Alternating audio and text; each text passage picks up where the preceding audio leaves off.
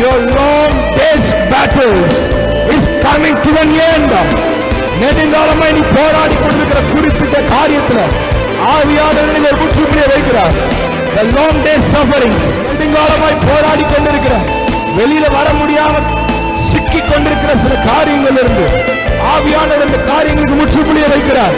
பயப்படாத, நீங்கள் நின்று கொண்டு இன்றைக்கு கர்த்தர் உங்களுக்கு செய்யும் பெரிய ரட்சிப்பை பாருங்கள். இன்னைக்கு ஆண்டவர் சொல்றாரு, இன்னைக்கு நீ பார்க்கிற அந்த சத்ருவை இதுவரைக்கும் இந்த நிமிஷம் வரைக்கும் நீ பார்த்து கொண்டிருக்கிற அந்த எகிப்தியனை திரும்பி உன் வீட்டை நீ பார்க்க மாட்டேன், உன் வேலையில பார்க்க மாட்டேன், உன் அட்ரஸ்ல பார்க்க மாட்டேன், உன் லொகேஷன்ல நீ பார்க்க மாட்டேன். உன்னை விட்டு எட்டாத தூரத்துக்கு கர்த்தர் அவனை துரத்த போகிறார்.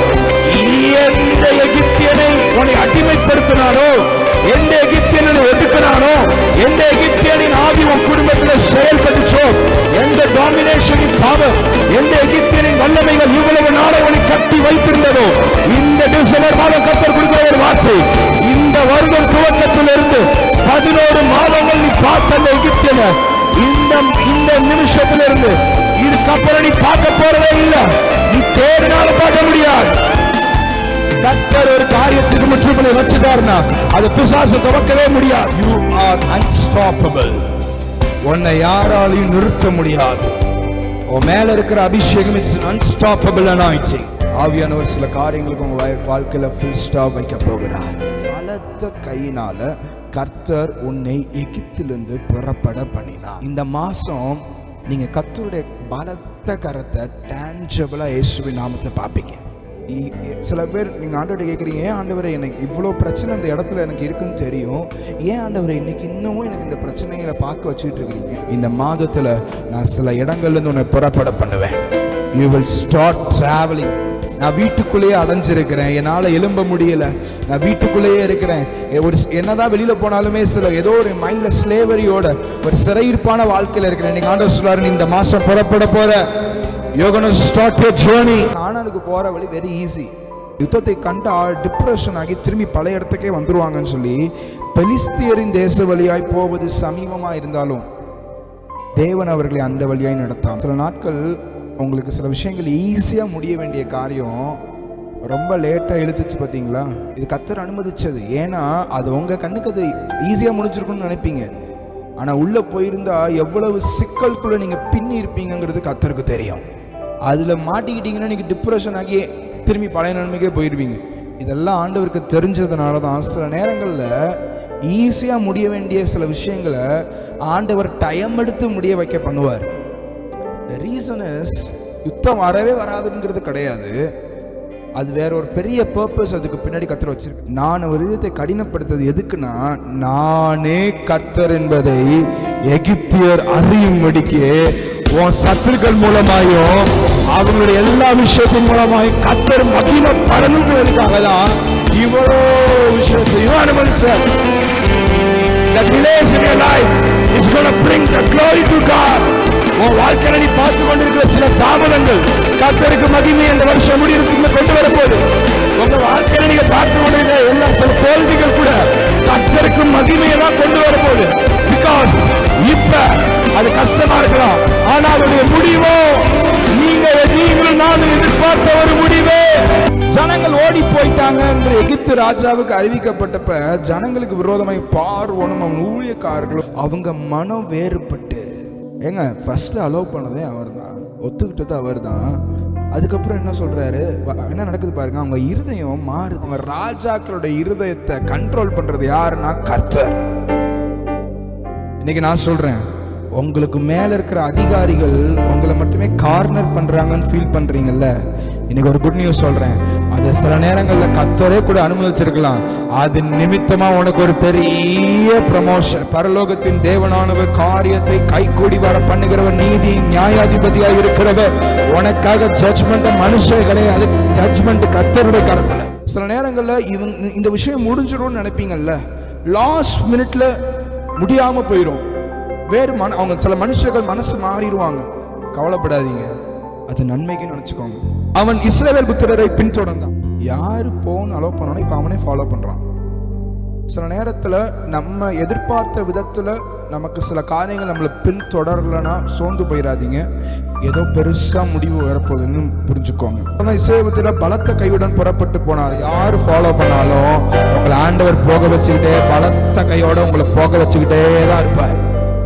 பார்வோன் கிட்ட வரப்ப இஸ்ரவேல் புத்திரர் கண்ணை ஏறெடுத்து பார்த்து எகிப்தியர் தங்களுக்கு பின்னே வருகிறதை கண்டு மிகவும் பயந்தார்கள். அப்பொழுது இஸ்ரவேல் புத்திரர் கர்த்தரை நோக்கி கூப்பிட்டார்கள். ஆண்டவருக்கு நல்லா தெரியும் சில விஷயம் உங்க வாழ்க்கையில் அனுமதிச்சாதான் நீங்க வாயை திறந்து ஜெபிப்பீங்கன்னு ஆண்டவருக்கு நல்லா தெரியும். சில நேரங்களில் கர்த்தர் சில சத்துருக்கள் உங்க வாழ்க்கையில் அனுமதிக்கிறதுக்கு ஒரே ஒரு காரணம், நீங்க அப்பதான் அவரை நோக்கி பார்ப்பீங்க. முன்னாடி நடக்கிறத பார்க்காம பின்னாடி நடக்கிறத பார்த்து நீனே ஒரு முடிவுக்கு வந்துடாது. இங்கே இஸ்ரேல் ஜனங்களுடைய மென்டாலிட்டியே மாறுது. எப்படின்னா, பின்னாடி பார்வன்ட்டா அவ்வளோதான், டோட்டல் முடிஞ்சிடுச்சு. இதுக்கப்புறம் என்னதான் பண்ணாலும் ஃப்ரண்ட்டில் போக முடியாது. ஏன்னா ஃப்ரண்ட்டில் செங்கடல் இருக்குது. ஏன்னா ஒன்று குதிச்சோன்னா அப்படியே ஸ்பாட்டு தண்ணியில், பின்னாடி பார்வன் நடாரு, பேசாமல் போய் சரண்டராக ஆக முடியாது. ஏன்னா நம்மளும் வெளியில் வந்துட்டோம். உங்கள் இருதயத்தில் நீங்கள் என்ன வேதனைன்னு ஆண்டவர்கிட்ட கேட்டுட்டு இருக்கிறீங்க. ஆண்டவரே, நான் இங்கேயும் கால் வைக்க முடியாமல் அங்கேயும் கால் வைக்க முடியாமல் நடுவில் மாட்டிகிட்டு இருக்கிறேனே ஆண்டவரே. இன்னைக்கு உங்களுக்கு தான் கர்த்தர் பேசிகிட்டு இருக்கிறார்.